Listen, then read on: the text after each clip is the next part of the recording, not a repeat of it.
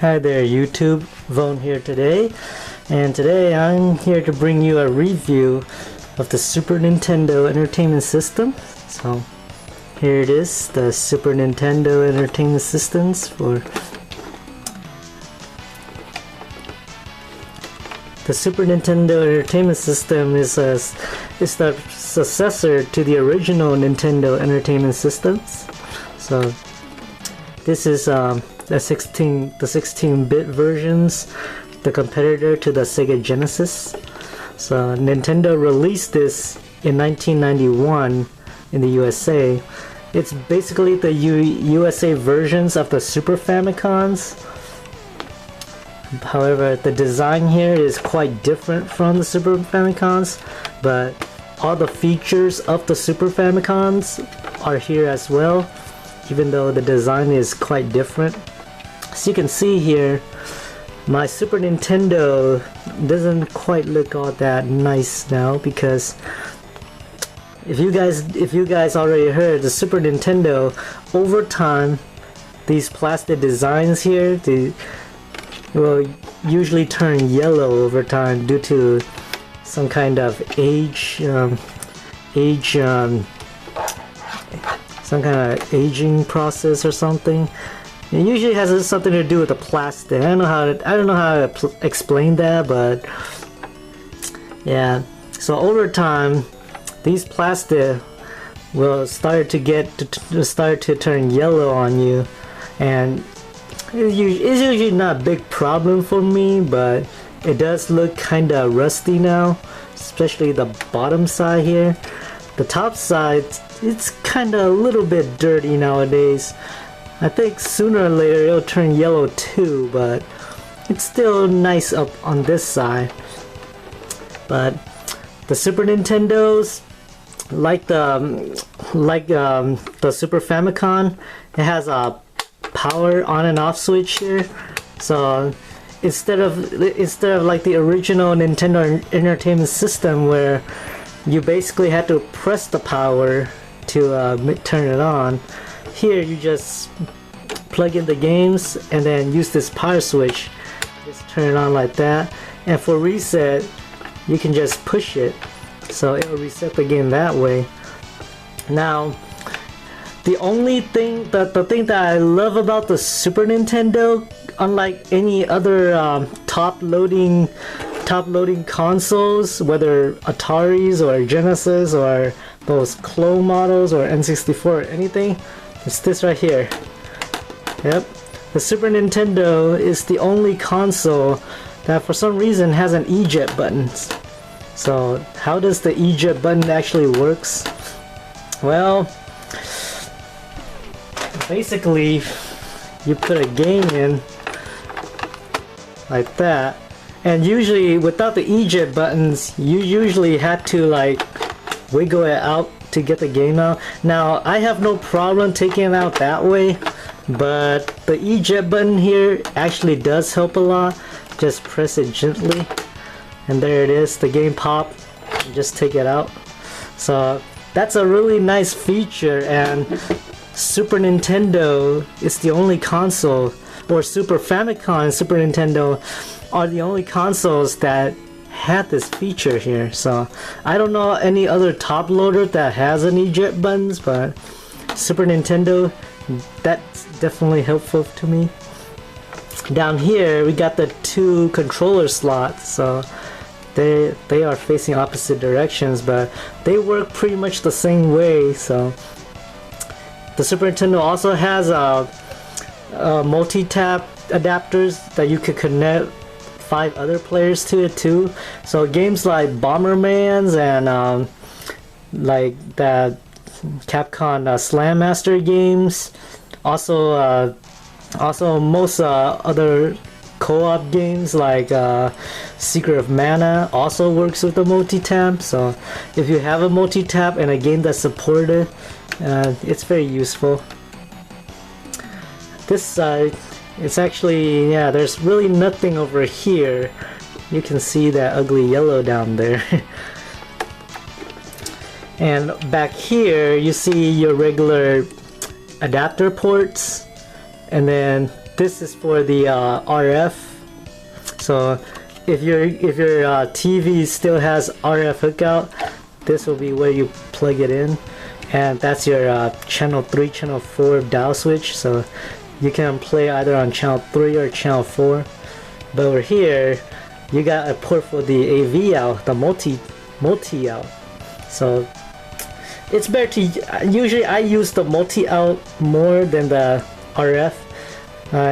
That's the one thing that I don't like about the RF, is that over time you start using it, that pin thing inside the connector, the RF connector, usually broke. So it's usually not reliable using RF.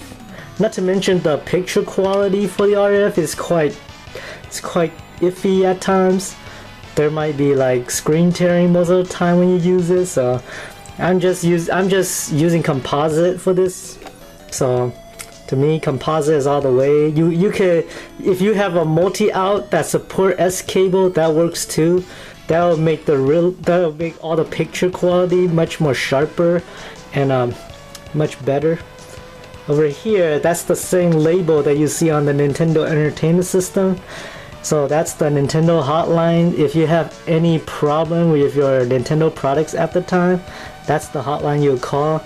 You can still call it now if you have any problem with your current Nintendo hardwares, like the Wii U, and I don't know, maybe the 3DS too.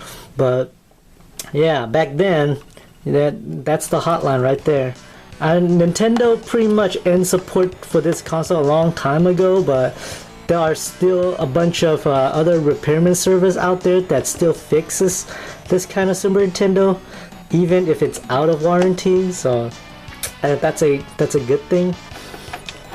Yeah, this side, nothing. Down here, you actually have your expansion port, just like the NES expansion port. I don't want to open that, but you can tell the plastic here, the plastic here doesn't get affected like the bottom one, so it's not completely yellow yet. And that's the Super Nintendo control informations for this console. So that's where all the securities and all those serial numbers and all that stuff are. Yeah. So yeah, that's the Super Nintendo right there. It's a nice nice looking design there. It's not as nice as the Super Famicom, but hey, it's a really cool design. The cartridge slides there. You can tell down here, I don't know if you can see it, but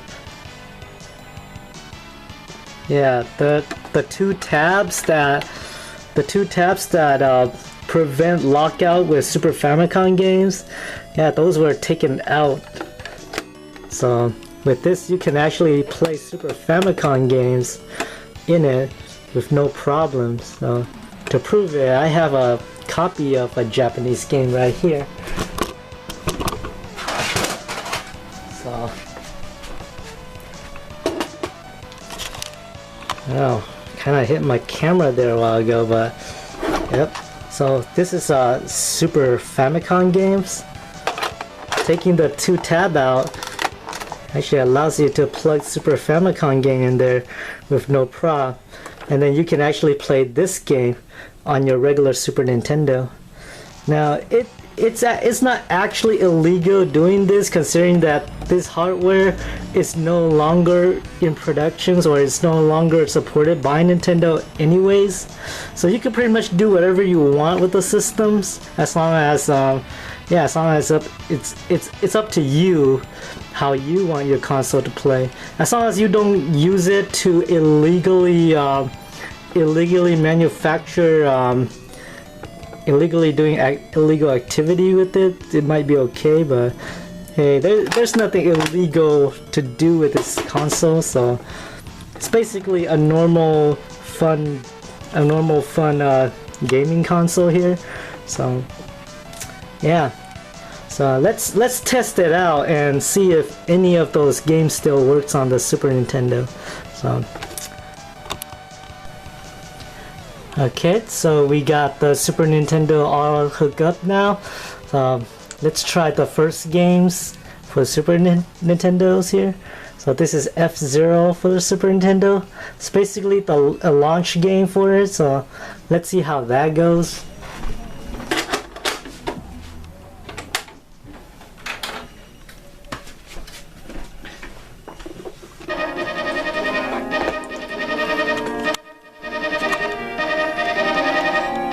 And there it is. So that is F-Zero right there. Let's focus that a little bit. So F-Zero is basically the first launch title that came with the Super Nintendos. Here, let's play the Night League. I'm gonna start beginners here. So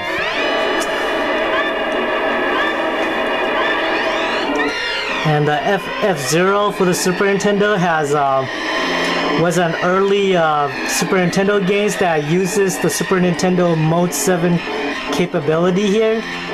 So you can tell all the smooth scrollings and the Mode 7 3D background there. Oh, the music here is actually very great. It's been a long time since I played F-Zero.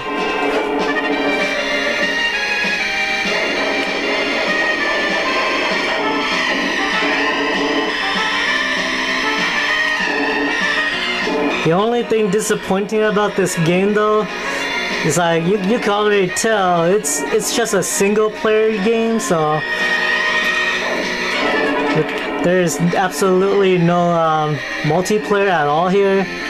But later sequels of F-Zero do have multiplayers. It's just that this is a launch title, so this is just to show the capability of the Super Nintendo. Nintendo did not really include multiplayer with it at all. So if you're gonna play this game, expect to play it alone.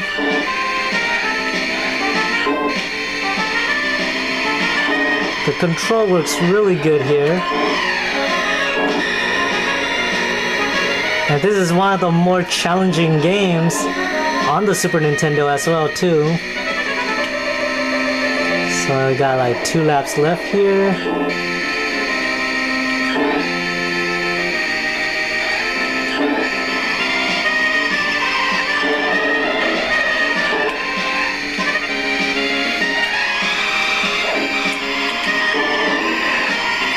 So you can tell this game gives you 3 sets of speed every time you complete a lap. So you can save those speed boosts for whenever you are really need it. You could also your hovercraft here, the vehicles also require powers for your vehicles. So whenever you ran out of power, you have to either go recharge it, otherwise the vehicle might overheat and explode. Yeah, there it goes. So got through with that. Maybe this is better. Let's see. There it is, Big Blue.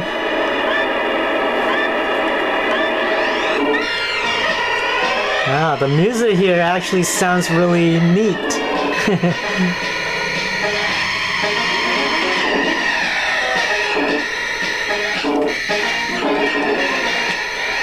Sounds so authentic and majestic and stuff.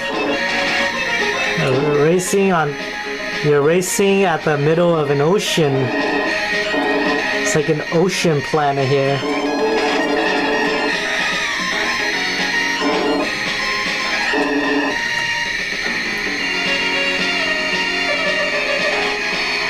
So let's see if I can get through at this lap, and then we can test another game.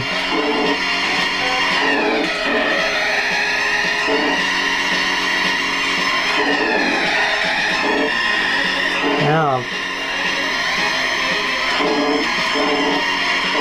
that golden fox is really tricky here.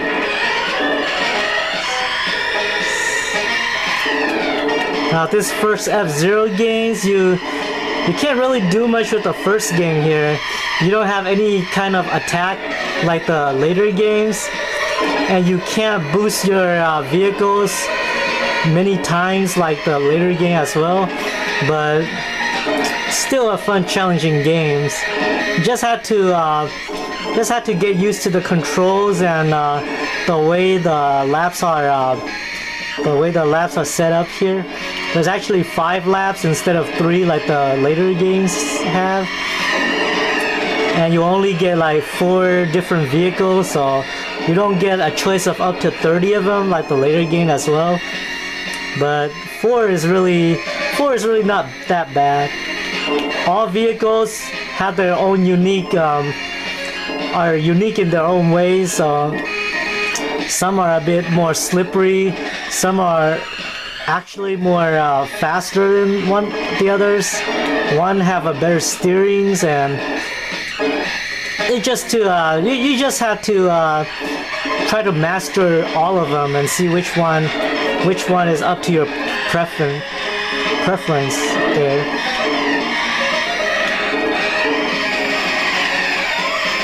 See, that's the, you can tell my vehicle is at low power over there. I only have little left, so if my power goes down before I reach the finish line, my vehicles will be out of commission. I'm gonna use those boosts. Uh-oh.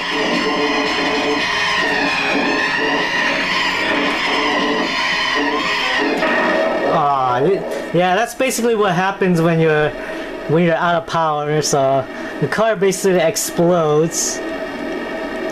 Yeah, that looks amazing there. It's like somebody crashed, have an accident or something.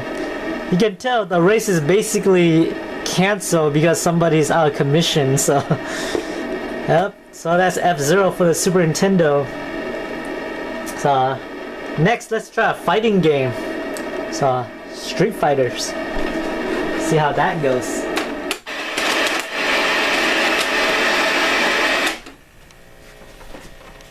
So there it is, Street Fighter 2 Turbos. And Street Fighter 2 Turbo is actually an arcade port of Street Fighter 2 Hyper Fighting for the arcades. So you can tell it says Street Fighter 2 Turbo Hyper Fighting right there. Even though it's Street Fighter 2 Turbo, you basically have the original Champion Edition in here too, so you can play at the Turbo Edition or the Champion Editions. And basically all the characters that were in the original World Warriors is in here, plus the 4 bosses like Vega right there is now selectable as well. So that's a really good package there. Let's try to see how it plays with this 6-button controller here. Alright, so you can tell there's 2 different modes here. The Turbo mode allows you to play arcade and versus, but you can only do up to 4-star turbo here. If you know the turbo codes, you can actually set it up to 10-star turbos, but this is the champion mode, so this is basically Street Fighter 2 Champion Editions. In this mode, the game actually plays kind of slow, but you get all the characters from the arcade version here, as well as Bison, Vega, Balrog, and Sagat. So let's start with Turbo mode and see how that goes. So you can see there's Ryu, Honda, Blanca, Guile, Balrog, Vega, Bison, Sagat, Dosing, Zangief, Chun-Li, and Ken. So this time let's try Ken and see how that goes. So I'm starting my fight with Zangief here. Round 1, fight!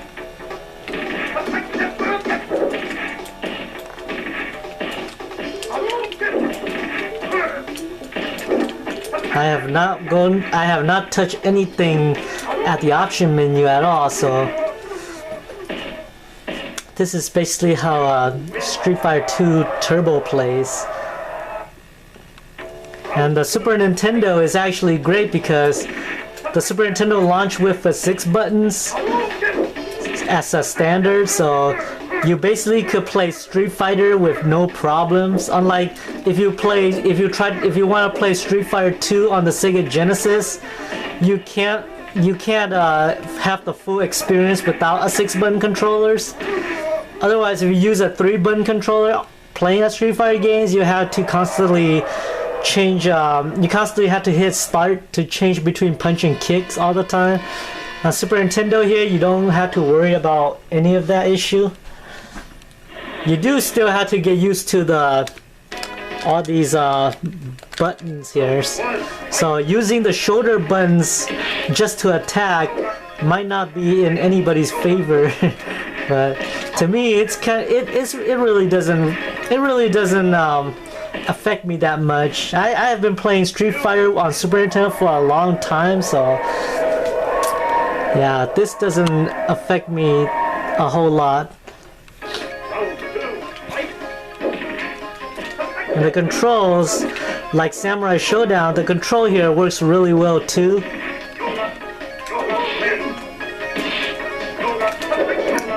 All the moves works and all the music sounds really great. Ah.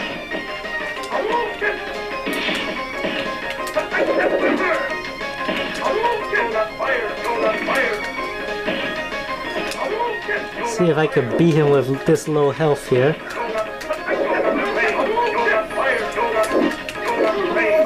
Alright, so yeah, Dozing actually kinda like a spammer in this game now.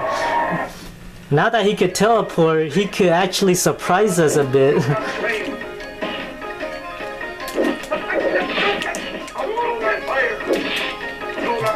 Man, that long arms of his, really cheap.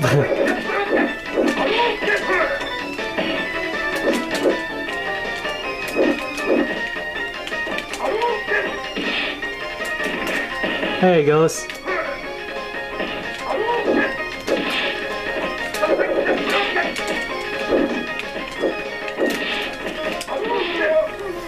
Yeah, it's really it's kind of more challenging in this version compared to the previous version, like World Warriors.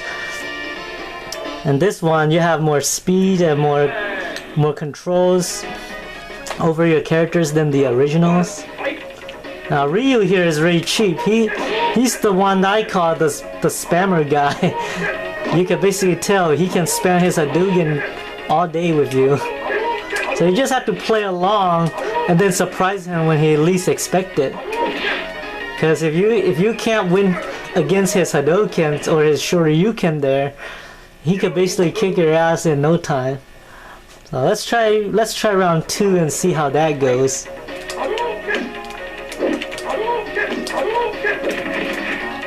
Yeah, sometimes he might surprise us like that too. There he goes. So if you gotta get the first strike there. There he goes. That's a good way to beat him. You win.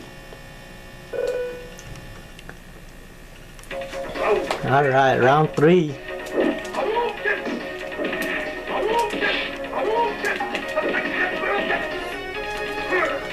Oh my gosh.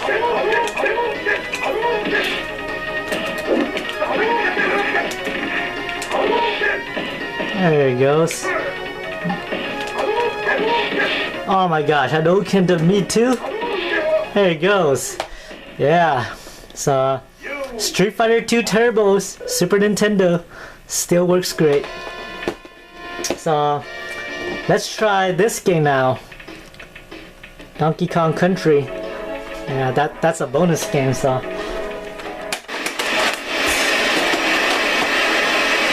Yep. Too bad we don't have time for that bonus game, but Yep, this is one of those earlier, those more advanced Super Nintendo games that has a chip in them, or has those advanced features that Nintendo put inside it. So this is one of those earlier Super Nintendo games that use silicon graphics. It has that 3D graphics pictures quality in there. It's actually one of those games that really wowed me at the time, because you don't really see all these kind of games on the Sega Genesis. So you can tell there's actually, yeah, some of my old playthroughs are still here too, like this one here. So let's start with the 14% one, see how that goes. Yep, it's already on the second world now. Let's go to some of the previous level and see how that do.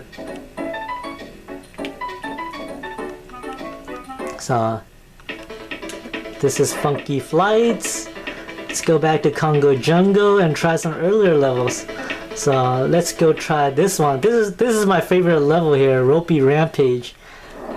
It's one of that level that showcased the Super Nintendo capabilities of handling special effects. So you can tell there's a rain effects, and there's the lightings, all those thunders and lightnings on the background there. Those are really great.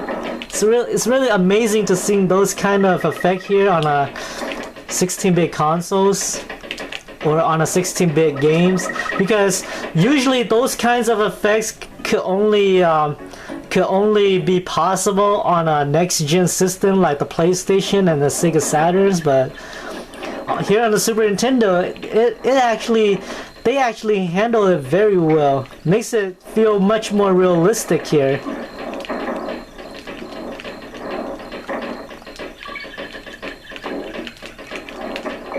So yeah, this level looks great. And this is my partner Donkey Kong. We gotta get him out of that barrel. It's also one of the most enjoyable platformers out there too. And the musics, yeah, the musics are very memorable. Very memorable and very great too. Very smooth.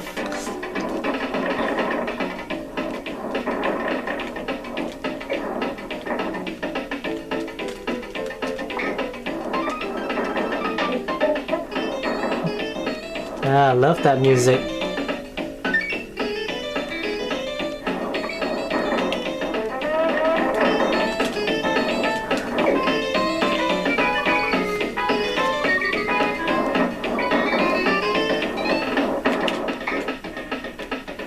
There he goes. Eventually the rain will stop, and then the level, you can see how detailed and beautiful the level is. Basically, Donkey Kong can't climb up here, so we have to use Diddy. So that's one of my favorite levels in the game. Another one of my favorite levels is this level right here, the water levels. So Coral Capers. Man, just look at that. That's amazing graphics right there. It has a calm music themes. It's like you're it's almost like you're underwater, and you're just trying to escape yourself from the deep here.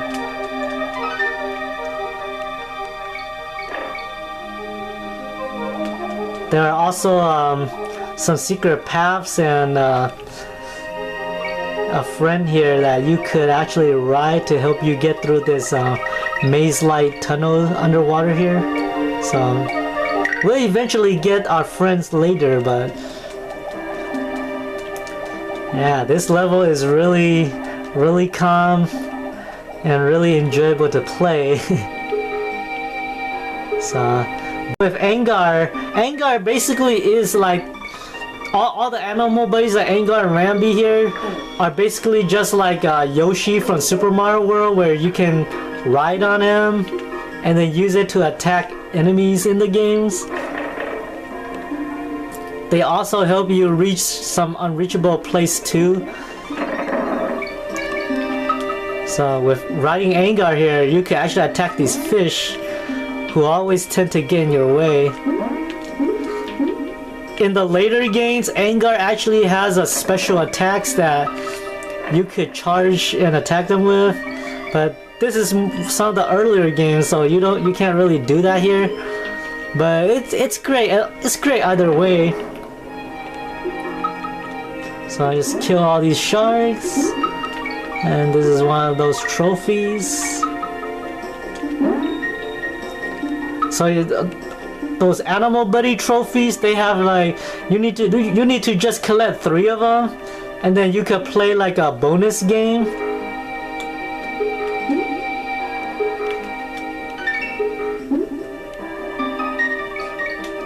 But I have only gotten 1, so I'm not really there yet. But yeah, this level is really great.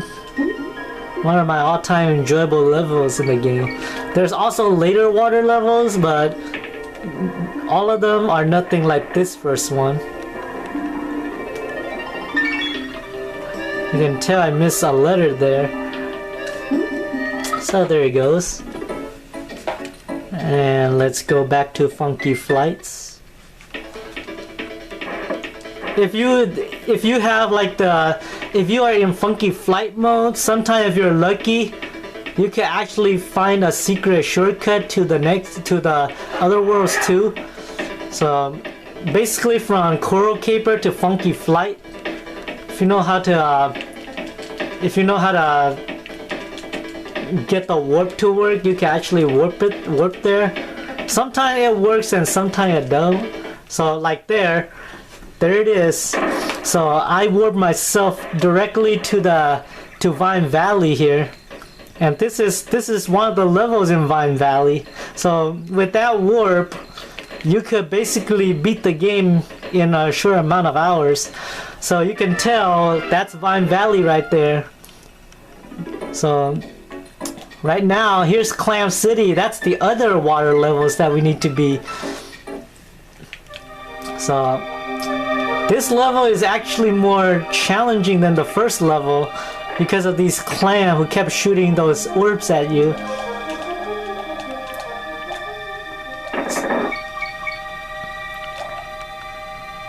Hopefully we could get Angar in this level too. You just have to be careful touching those clams or those pearls that they kept shooting. So we got our O. We kind of missed the K, so yeah, we don't have to worry about that now.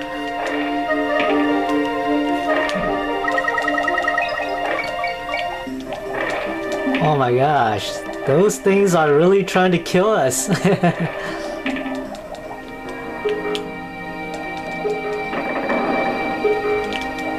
And without our swordfish guy, you can't really do anything to these enemies here. Just have to be careful not to touch them or go get in their way.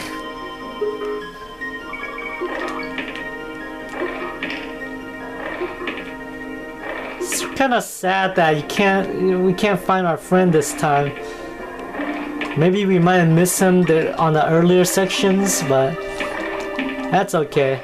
It's not really complicated.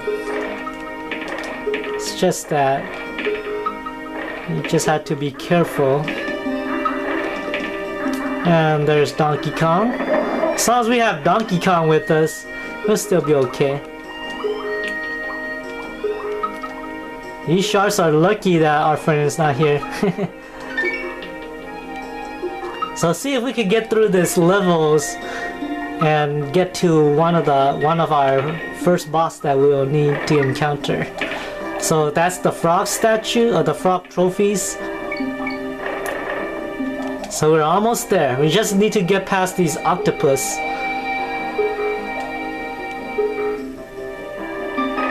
Oh my gosh, look at that guy. He's shooting everything down at us. So we missed the K, so. And here's the boss of Voan Valley. So, Rumbo be Rumbo. Let's see if we could beat the bees. I'll let Diddy handle this guy. The reason Diddy is perfect to use here is that Diddy holds the barrel in front of him, so if this bee guy came at us, he could basically just hit the barrel and not us. Whereas Donkey Kong holds it on top of his head, so he has to throw it, otherwise he'll get killed by the bees. It's not really that hard, but it's much more easier with Diddy here. And the bee is actually getting really mad now, so really angry at us. There he goes. So there's one of our bananas there. You can see how happy Diddy is. Yeah, you can tell we actually miss a few. We actually miss one of the worlds there. So. That's basically how you get to Voan Valley without getting through all those other levels. But that's it for Donkey Kong. Let's try this game. Yeah, Mortal Kombat. We tried Street Fighter, so why not Mortal Kombat, huh?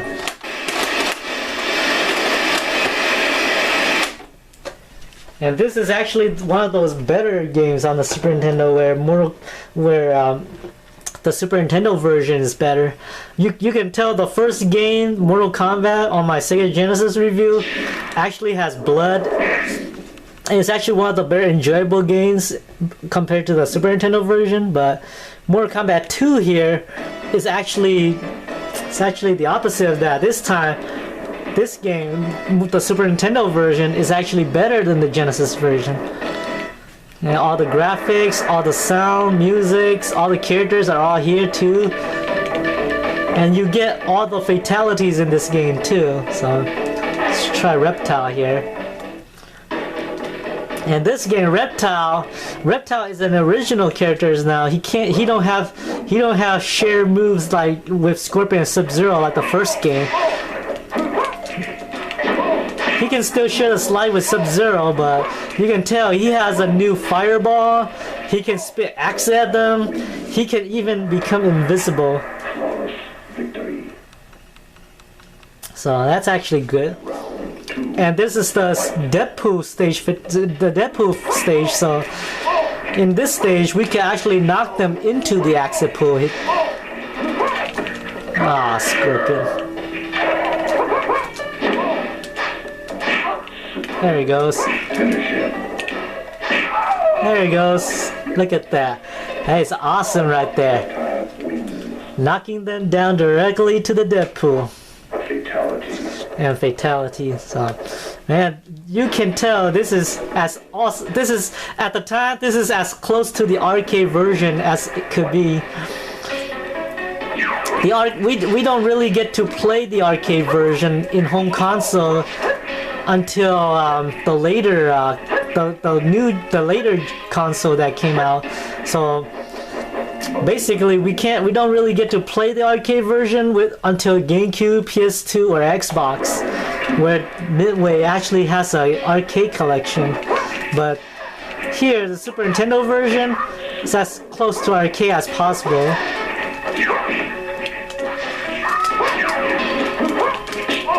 Oh my gosh, Melina, why? This girl is... Oh my gosh, she is really tough.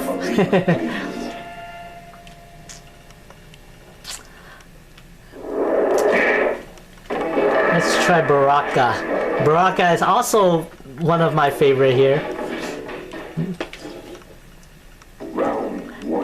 Typically because he had those claws that I really like. So this is the best move ever in the game. You can surprise them with it. You can actually launch at any times, and it makes them really scared to come near you whenever you try to do that. The only thing is that move has such delays sometimes. that if you do it and it misses, then your opponent might have a chance to shoot things at you, like Melina here. And I love Baraka's fatality as well. Like this one right here. That's really, really gruesome. Fatalities. Fatality. Let's see how far we can get through this game. Round 1. Ah, look at that.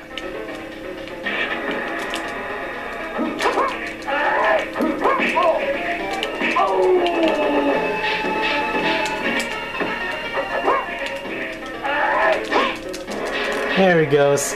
Baraka wins.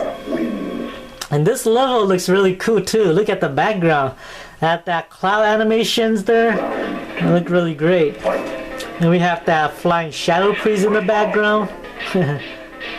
This is the first Mortal Kombat game that takes place in Outworld, so they say that Raiden cannot enter Outworld. I say that's bullshit because Raiden is in this game. So I don't get it. Raiden is not in the later game, so how come he's in this game? This game is completely Outworld. I just don't get the story of Mortal Kombat sometimes, but yeah, Baraka is really dominating here. And this level looks really creepy. It got all those trees with faces in the background. Man, people actually have rumor back then that you could knock your opponent into those trees. Well, everybody has tried everything just to try to do that, and it never works. So, but in the Mortal Kombat action game Shaolin Monks, you could actually throw opponents into the trees. You can tell there's a character hiding behind one of those trees. That character is Smoke. So,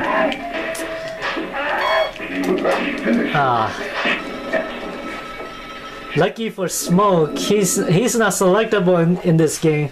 Basically, Smoke is one of my least favorite characters because you could tell he's basically just a copy of Scorpion, so why need him when we already got Scorpion, right? There is no game there's no Mortal Kombat that I see that Smoke is any better, except for the new games, but even still in the new game, I still don't have any interest with Smoke. Round 1. Fight.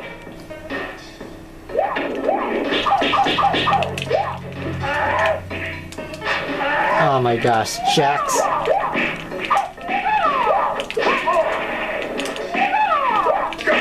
Oh my gosh, backbreaker.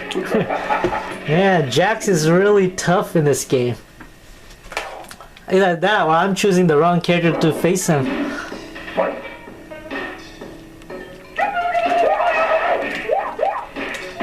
He could predict my move very easily too, huh? I love those turkey voice that he made.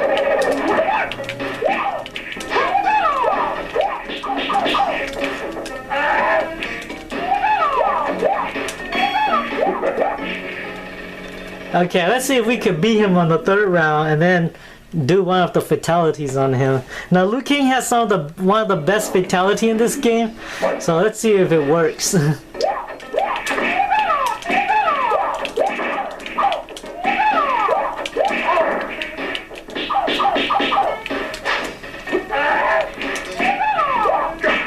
Oh my gosh! Oh my gosh!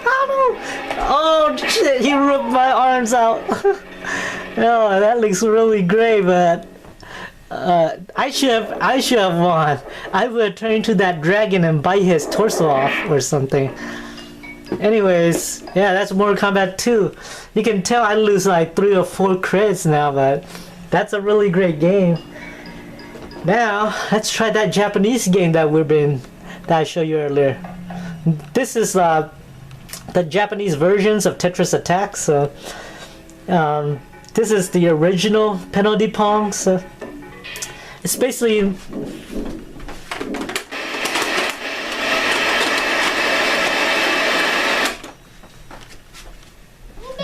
It's basically your usual Japanese themed games with some cutesy anime fairy characters in there too. Oh my gosh, the camera here sucks. Can't really focus anything now. There it is, Panneau de Pont. So it actually has a different title screen from Tetris Attack there. And let's play some Versus. And you can tell Versus starts exactly just like Tetris Attack, so let's play normal mode. And that's the girl. Let's just press start on there. And let's see how the game plays.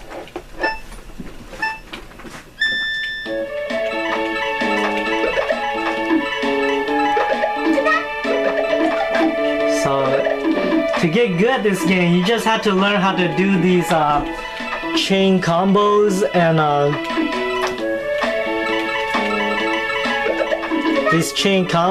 and these basically you just have to line up the same color, like three or four colors to create chains and combos sent to the other person, and whoever stack up hits the top first loses this. So very enjoyable indeed. I actually like Tetris Attack more than this one, but having the privilege to play the original here actually seems really great. I have never played the original before. So having to play this original makes me wonder why Nintendo I don't get why Nintendo make this for the Super Nintendo and change all the character around. Maybe it's to grab a new audience, or maybe to get a better thing for the US to play with. I know that nobody knows who any of these characters are, but it's not really that different from Tetris Attack.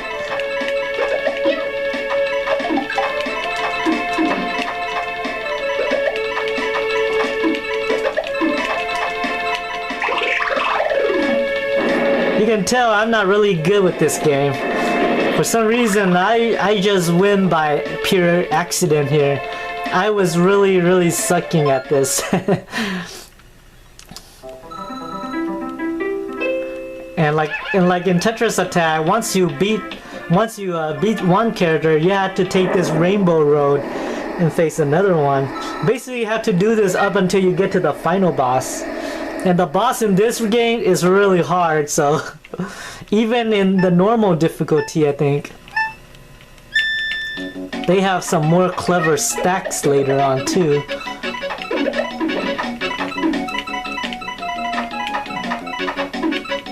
I love that theme right there.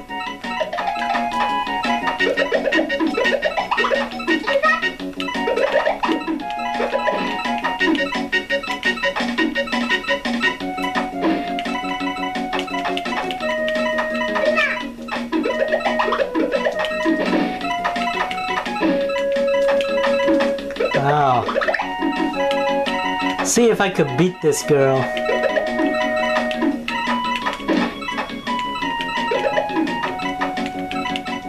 So that's how you create a chain right there. Just have to connect that three.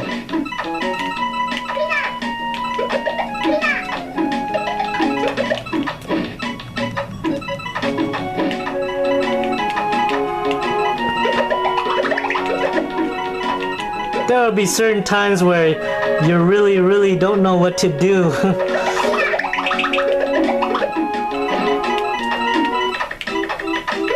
And that's when the music gets serious. That means that someone is gonna lose. Oh my god. Yeah. Not really good at this puzzle game, but it's still a really enjoyable game here. So that's penalty pong for the Super Famicom. So we could actually get to play it on the Super Nintendo.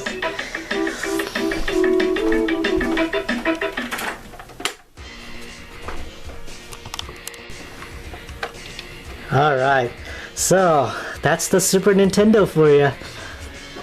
It has some amazing games on it. So if you could take these tab off like before, you could play Super Famicom game on it with no problems. It's great. It has this eject buttons before. You could easily take games out, plug it in, take it out whenever. Yeah, all the hookups are here. There's really no problems with the picture qualities, and it's just a really enjoyable system. I'm glad that it still works to this day too. And yeah, Panel de Pong here plays really great. If you love puzzle games and you enjoy Tetris Attack but can't seem to find it, you could import this game and play it on the system. Street Fighter 2 Turbos, also really fun. This is basically at the time the closest version to the arcade games. Same thing for Mortal Kombat 2 here. So Mortal Kombat 2 at the time is also near arcade perfect. F-Zero, earlier Super Nintendo games with Mode 7 capabilities. Too bad it doesn't have co-op play or multiplayer in here, but still a fun game, still challenging.